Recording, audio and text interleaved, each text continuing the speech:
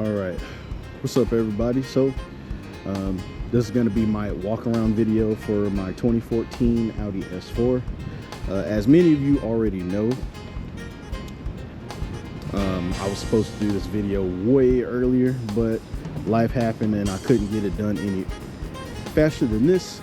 So I'm going to go ahead and do this video first, and then the 93 video will be at some point later. I'll do an update at the end of this video just to let you guys know what's going on with that one. All right, so first things first, we're going to talk about my suspension. So for my suspension, I have a Bilstein B8.5 cup kit. So essentially it's Bilstein B8 struts with Eibach springs. It drops the car about an inch or a little less than an inch, like 0.9. So for me, for the way that I drive this car, that was the perfect amount of drop for me. I'm not trying to put this in any car shows. This is my daily. Next up, I'll talk about these wheels. So these wheels are TSW Sprint wheels. TSW Sprint, they're 19s, and I believe they are 8x8.5. Don't quote me on that, but I'm pretty sure these are 8x8.5s. I actually used to have these on my white Golf R. If you look back on my channel, one of the other videos I have is me doing a pull in a white Golf R. That was my previous car. And yeah, these wheels actually were on that car as well. So the color of this car, I really love this color. This is probably my favorite color, S4 in this generation. It's called Moonlight Blue Metallic, and it's very, especially during golden hour when the sun's going down, and the sun's going down, but there's not as much light. Man, this color just looks crazy in the sun, or during that golden hour, right around like 5:30. So next up, I'm going to talk about the front grille. So this front grille, oh, actually, I'm sorry, I skipped something here. Going back to suspension, I do have an ECS rear sway bar. As I said before, I am currently in the mountains. Actually, I don't think I mentioned that, but I am right now in the mountains. It's a beautiful day out here, so I figured why not. Now, I got that ECS rear sway bar, and this car does have the sports diff in the back of the, it does have the sports diff, so it handles very well. For the weight of the car, it doesn't feel as heavy as it actually is until you hit the brakes. And so because of that, I decided to go ahead and get these Porsche brakes.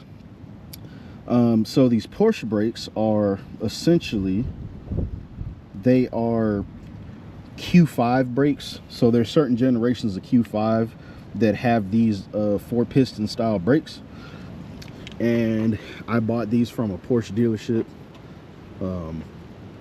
They're cheaper, honestly. Buying them through Porsche is actually kind of funny. Unless you can find a wrecked Q5, it's easier to just buy these.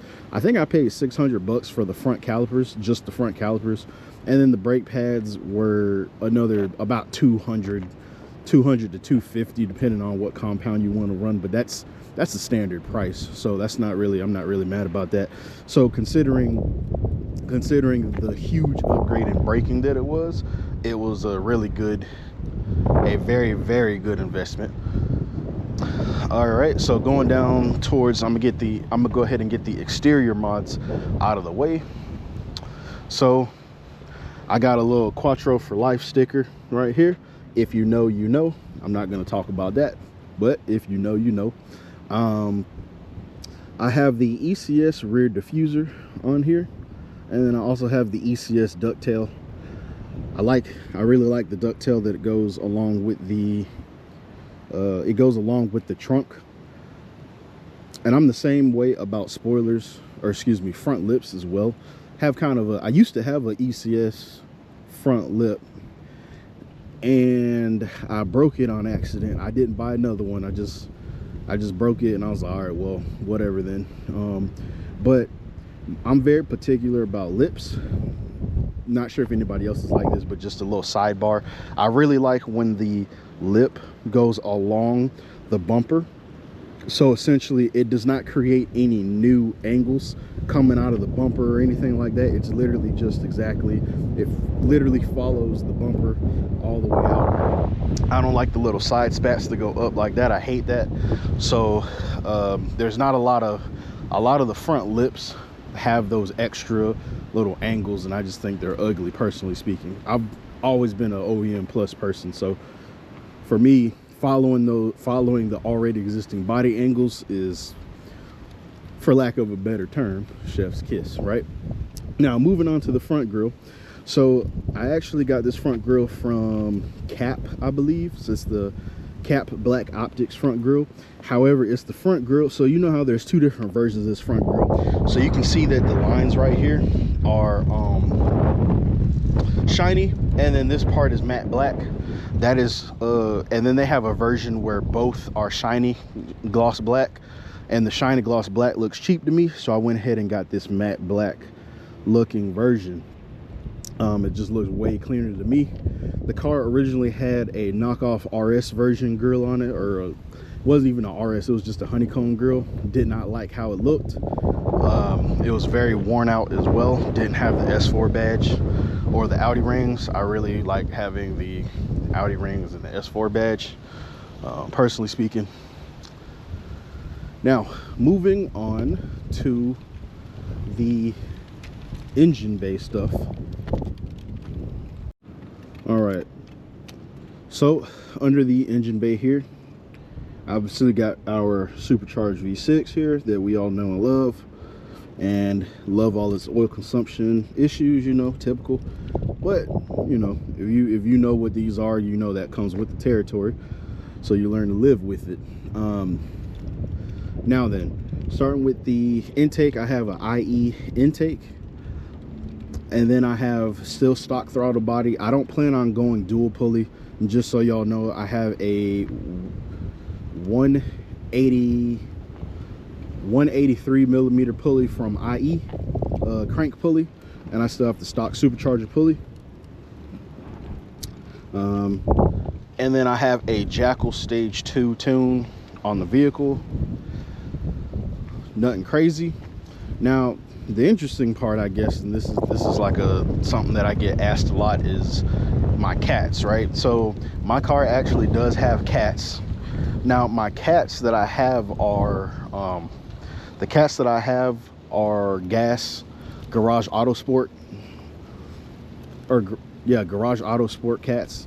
So those are the really expensive ones. I'm sure some of y'all have seen them on the forums. They're like $2,000. I bought them during Black Friday last year for like $1,600 at the time. But it creates a really good tone. I don't like the test pipes. I didn't want to go down the hassle of getting test pipes, and then now you have to fab a whole entire exhaust. So I have gas cats, excuse me, and then I got the stock downpipes for now. I actually did buy gas downpipes very recently during this past Black Friday, so hopefully I'll be able to put those on whenever they come in. And then I have a AWE touring exhaust that I got off Facebook Marketplace that I had to kind of fix. There was a exhaust hanger that was completely missing. So but it has a very good tone to it. I'm not gonna start it right now. I'm gonna do another video for that at some other point, because I'll explain that later actually. So now, as far as problems go, we're going to talk about like some problems that I've had with the car. All right, so I'll make this last part quick as my GoPro is dying. I got 13% left. So problems I've had with the car. So when I first bought the car was on really low suspension. It was on some, I believe it was some Solo Works coilovers. I did not like how the Solo Works rode. It was fine as long as there were no bumps, but if there were bumps, you know, you better grit your teeth. So I didn't like that. Again, that's not a actual engine issue, but the next issue I ended up having was the first time I ever got a check engine light, it was related to my fuel systems. Ended up being cylinder number 4 injector. So I had a air fuel ratio imbalance in cylinder 4. I can't remember the fault, but that was essentially what it was. I think it was P0413 or something like that. I can't remember, but it was a air fuel ratio imbalance in cylinder 4. So I went ahead and changed that injector. So when I changed that injector, I went ahead and did my thermostat and my PCV as well on the vehicle, and I also did my carbon cleaning as well. And then I have to do my water pump. I'm not sure if you can see here, but my water pump is, or my coolant's a little low, so I really need to do my water pump, because I did confirm it. My water pump is a problem right now. And then at some point I'm going to do I want to replace the other 5 injectors, because my car does have 136,000 miles. And if you know anything about these cars, honestly, injectors are kind of just maintenance, to be honest with you. They're just maintenance. You can clean them. You can clean them and get them done professionally. I would rather just replace them. So that's just a me thing. You could call it a waste of money if you want, but I'd much rather sleep well at night than keep using injectors that have that many miles on them personally. So next up, the intercooler cores. I'm still on stock intercooler cores. As far as I'm aware, mine are not leaking.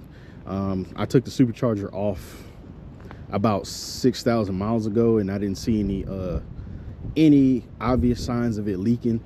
So I'm just going to keep an eye on it, but that is also on my list. I also have not done my timing chain tensioners yet, but that is also on my list of things to do. That is actually, I'm going to be doing that next, along with a BG flush.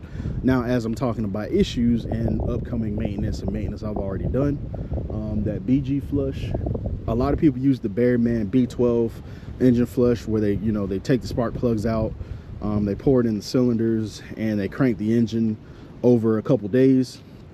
I'm going to do the B12, or the BG flush, excuse me. So that the BG flush is a process where you drain your oil, you put this stuff in your engine, this BG fluid, you put it in your engine, and then you go ahead and you start the engine and you let it run for 45 minutes at 2,000 RPM.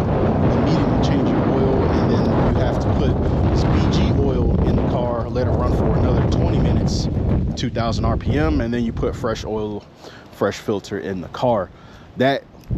Now, obviously, y'all see my title, Audi Technician. We have done these BG flushes on Q7s that are very known for having this oil consumption issue, and it has honestly saved some engines. Like, we haven't had very many come back. I'll put it like that. I could probably say less than 3 have come back. And if they did come back, it was because they already had cylinder wall scoring and they wanted to do the BG flush just to get them by. All right, so if you plan on owning one of these, I would just keep that in mind, especially with higher mileage cars. Haven't had any issues with my DSG. I don't launch this thing, I don't race it like that. I just drive in the mountains, but I don't beat the crap out of it constantly. I've changed my internal filter and the external filter. I've changed the external filter twice since I've owned it. Bought it at 91K, and like I said, I'm currently at 136K. Changed that internal filter, didn't have any crazy pieces coming out of it or nothing like that. No clutch pieces. Everything was all good, just dirty fluid. So I'm chalking that up to a win. If anything, the mech unit will go on this thing, not the clutches. So I'd much rather deal with that than the clutches, to be honest with you. So with that being said, I guess that's pretty much it. Maintenance wise, I mean, of course, I've done spark plugs and my oil changes and all that good stuff. There was one thing I did miss. I kind of forgot to mention. So my car does have the S6 heat exchanger, so I do have an upgraded heat exchanger. Completely forgot to mention that. I was staring at it and completely forgot to mention it, so I just wanted to say that as well. So with that being said, that's pretty much it. Now, as far as the 93 goes, just a brief little synopsis with that car. It's currently down. It's down of my own volition, but that's because I have a ECU that I'm trying to put in the car, a different ECU that I'm going to put in the car, and I'll be more specific once I get everything else back up, and then I'll do the walk around for that video as well. So if there is anything else that y'all want to know about this car, if there's anything y'all want to know about the car as far as mods or anything specific you want to ask me in my ownership that I didn't cover, or anything you want to see get removed from this car, let me know and I will try to accommodate.